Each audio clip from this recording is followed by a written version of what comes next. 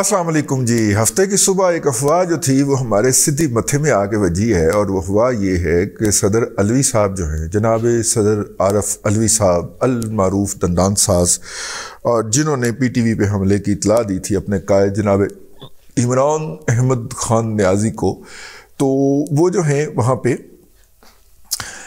उन्होंने जनाब एक समरी साइन कर दी है जिसके तहत 5 दिसंबर को कौमी असम्बली का इजलास बुला लिया गया है। 4:30 बजे 5:30 बजे पूरा टाइम शैम लिखा जाता है। तो और उसके बाद उसके अंदर जनाब शहबाज शरीफ साहब अल मारूफ मरियम के चाचू जो हैं उनको कहा जाएगा कि आप वोट ऑफ कॉन्फिडेंस लें, और वोट ऑफ कॉन्फिडेंस ले, और यूं जो है वो हुकूमत मौजूदा हुकूमत वोट ऑफ कॉन्फिडेंस नहीं ले सकेगी, इसके साथ इस एतमाद का इजहार किया गया। और जब वो वोट ऑफ कॉन्फिडेंस नहीं ले सकेगी तो वफाकी हुकूमत तड़ाम करके गिर जाएगी। अब मुझे इस खबर को पढ़ते ही, चूँकि वो जो ग्रुप है वो रिटायर अस्करी अफसरान का ग्रुप है, व्हाट्सएप ग्रुप जिसमें ये इन्फॉर्मेशन आई, मैं फिर फ़ौरन जनाब फ़ोन खड़काए और मैंने कहा वो पॉइंट है क्यों है। तो उन्होंने कहा कि ये अफवाहें हैं और आपका साबन स्लो है। और जब मैं कहा नहीं, मेरा साबन स्लो नहीं, वो जहाँ से इन्फॉर्मेशन आई है ग्रुप से उसका साबन स्लो है। कहता बल्कि उसका साबन स्लो है, ये काफ़ी ज़्यादा ये थी। और असम्बली डिज़ोल्व करने की समरी के ऊपर जनाब साइन कर दिए हैं परवेज़ इलाही ने, और उसने इमरान खान को भेज दिए। ये जो ARY की न्यूज़ के ऊपर जो ब्रेकिंग न्यूज़ चली थी वो भी इसी मुहिम का हिस्सा थी। लेकिन ये मुहिम जारी थी जब तक जनाब चौधरी परवेज़ इलाही को इस्लामाबाद और पिंडी में एक जगह के ऊपर बुला के समझा नहीं दिया गया, और उन्हें समझा दिया गया कि जनाब काम नहीं करना, ठीक है, ये असम्बलियां तो इत्थे ही रहणगियां, तुसी किते इधर उधर होना है तो हो जाओ।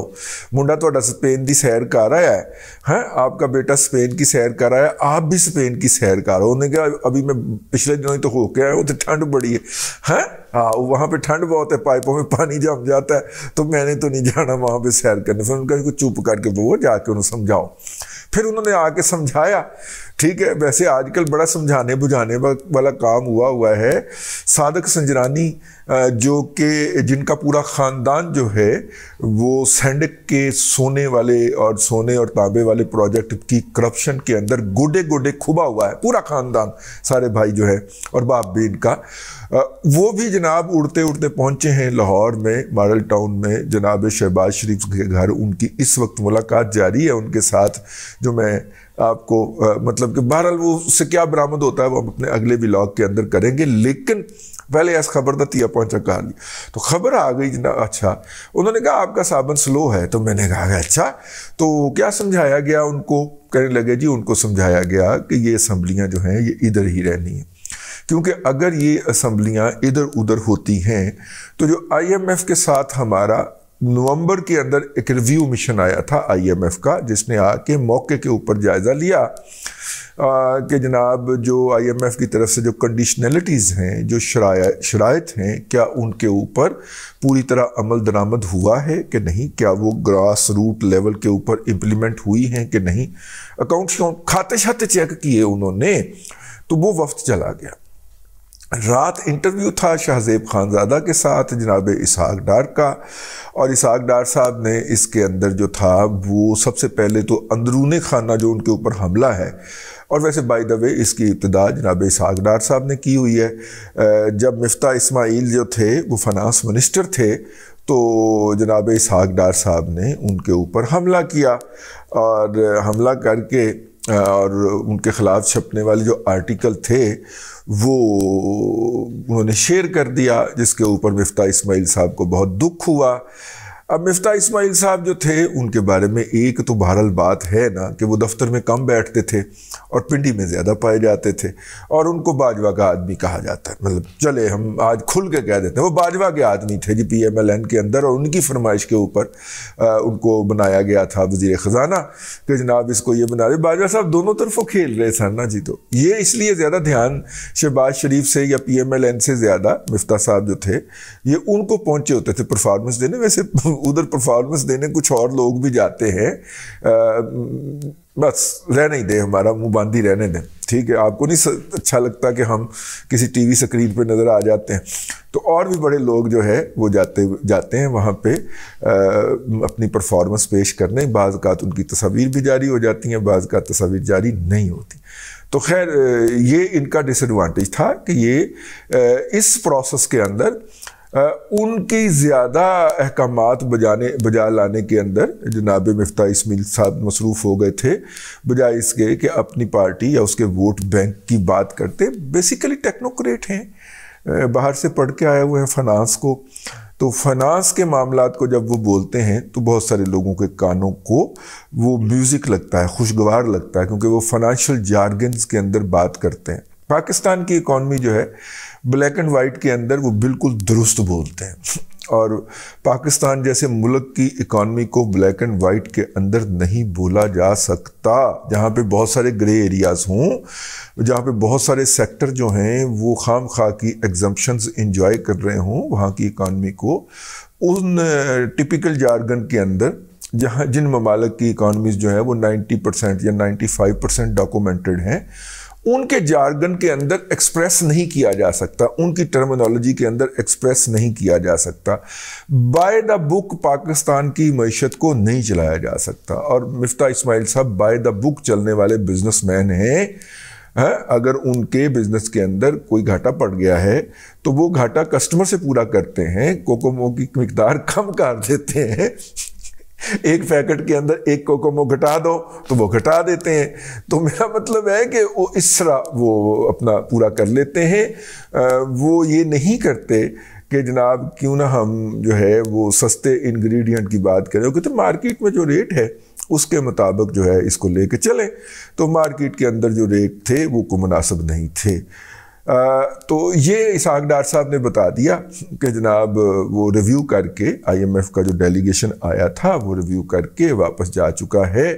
अब इनकी फ़ाइनल मीटिंग होनी है, उस फाइनल मीटिंग के अंदर अगली किस्त की रिलीज़ की बात होगी, और अगली किस्त जो रिलीज़ होगी तो वो एक नया इंजेक्शन लगेगा मईशत को, और मईशत जो है वो आगे चलेगी, अदायगियों का खसारा बेहतर होगा। हमारे दोस्त मुल्क सऊदी अरब ने वो जो $3 अरब हमें रखने के लिए दिए हुए हैं, उनके रखे जाने की मुद्दत में मज़ीद इजाफ़ा कर दिया है, ठीक है। उसको वेलकम शेलकम भी किया गया है। कल का दिन था, कल के दिन एक और भी बात हुई है अच्छी, और वो बात ये थी कि पाकिस्तान ने जो 3 दिसंबर को अदायगियाँ करनी थी वो उसने 6 दिन पहले कर दी हैं। यूँ ये जो यूथिया मजहूल कौमल जाहिली लिल अक्ल लिल महदूद लिमिटेड एडिशन है, आजकल साइलेंट एडिशन की बात हो रही है, साइलेंट हो गई सारे, तो वो हम उसके ऊपर बताते हैं आपको। साइलेंट एडिशन जो है उन्होंने फौरी तौर पे खप डाल दी कि पाकिस्तान तो 3 दिसंबर को डिफ़ॉल्ट हो जाएगा। मैनू गाला भी कढ़ियाँ कि तू अक्का अन्ना है, तेनू नहीं पता काम अकला कि 3 दिसंबर को पेमेंट होनी है। तो वो जो मिनिस्ट्री ऑफ फाइनेंस ने 30 दिसंबर को रिपोर्ट जारी की, उसके अंदर उन्होंने बताया कि ये जो इनका होने जा रहा है सिलसिला ये अगले हफ्ते होगा, ठीक है। मतलब है कि वो हमने एडवांस के अंदर अदायगी कर दी है। तो बहरहाल भाई यूथियो पाकिस्तान को डिफ़ॉल्ट करवाने चले हुए थे, वो अदायगियाँ हो गई हैं जी, ठीक है। लेकिन अब IMF के साथ मेरा ख्याल है दिसंबर के अंदर कोई रिव्यू मीटिंग होनी चाहिए। पिछली दफ़ा फरवरी के अंदर ड्यू थी, अगर मुझे यहाँ तक याद पड़ता है, जिसमें से इमरान खान साहब कमिट करके बाहर निकले थे और उन्होंने पेट्रोल की कीमतें कम कर दी थी। लेकिन वो भी तो डेफर होती हुई फरवरी तक आई थी ना। तो हो सकता है दिसंबर जनवरी के दरमियान मीटिंग हो, जिसकी इसहाक डार साहब ने कहा है कि अगली मीटिंग के लिए मैंने तैयारियां कर ली हैं IMF के साथ मीटिंग की, और मैं जनाब जो उन्होंने टारगेट दिए थे उनसे बहुत आगे जा रहा हूँ। तो इसलिए मैं ना सिर्फ कि किस्त रिलीज़ होगी, बल्कि ये जो हमने टारगेट सरपास किए हैं इसके इनाम के तौर पे वो हमें इजाज़त भी देंगे कि हम लोगों को रिलीफ दे सकें। और लोगों को रिलीफ आजकल क्या है सिंबॉलिकली, वो है कि वो पेट्रोल की कीमत में जो कमी हो जाती है, मतलब पेट्रोल की कीमत में जो कमी हो जाती है। लेकिन इसके साथ ये बात भी जहन रखिए कि पाकिस्तान लाहौर के अंदर इस वक्त आटा जो है वो तारीख़ के सबसे हाईएस्ट लेवल के ऊपर चला गया है। ये वो महीने होते हैं जिस वक्त गंदम की शॉर्टेज होती है। इस दफ़ा गंदम की शॉर्टेज भी थी, इंपोर्ट भी हुई थी।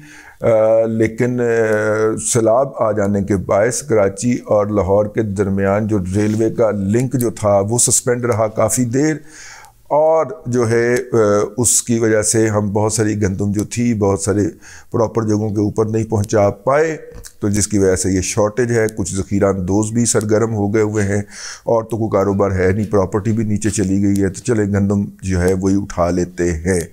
तो उसकी वजह से वो भी ऑल टाइम हाई चला गया। लेकिन रिलीफ क्या होता है जी आम लोगों को? सबसे पहले सिंबॉलिकली तो वो होता है ना कि पेट्रोल की कीमतों के अंदर कमी कर दें। तो जब इनके IMF के साथ मुज़ाकरात होंगे तो फिर यकीनन वो जो है वो हमें बताएंगे कि पेट्रोल की कीमत में कितनी कमी। वैसे डीज़ल की कीमत में उन्होंने कुछ 7 रुपये कमी की है। डीज़ल और मिट्टी का तेल जो है उनकी कीमत के अंदर, अगरचे इसके नतीजे में पेट्रोल के ट्रांसपोर्ट के किराए कम नहीं होंगे, क्योंकि ट्रांसपोर्ट जो है वो सूबाई महकमा है, और सूबे जो हैं और ख़ास तौर पे पंजाब जो है वो इस हवाले से चंगी वफाक की मंजी ठोकने पे तुला हुआ है। तो जनाबे जो मीटिंग 2 घंटे उनकी हुई, उसके अंदर जनाब परवेज़ इलाही साहब को बताया गया कि असम्बलियाँ तो इंज रहनगियाँ और तुसी भी कोई वफाक में पंगा नहीं लेना। तो ये जो अफवाह है कि असम्बली के ऊपर दस्तखत कर दिए, और ये जो अफवाह है कि जनाब हज़रत आरफ अलवी साहब जो हैं दंदान साज, उन्होंने जनाब जो है वो कर दिया है, ये हैं अजलास तलब कर लिया है, ये अफवाहें और ये प्रोपेगेंडा जो है ये पहले का है। और ये अफवाहें और प्रोपेगेंडा करने के लिए तमाम वो लोग दोबारा एक्टिवेट कर दे गए हैं जो कि 5वीं पुश्त की दोगली अबलागी जंग के तहत जनाब हज़रत फैज़ हमीद साहब की खसूसी टीम थी, जिनको रिटायर होते ही फ़ौरन कॉन्ट्रैक्ट दे दिया जाता था। और वो टीम बहुत एक्टिविटी फरमा रही है। क्या फरमा रही है वो फिर हम आपको अगले किसी व्लॉग के अंदर फरमाएंगे, अर्ज़ करेंगे। अब तक के लिए इतना ही। अल्लाह तबारक व तआला आपको आसानियाँ अता करे और आसानियाँ खल्क़े खुदा में तकसीम करने की तौफ़ीक अता करे।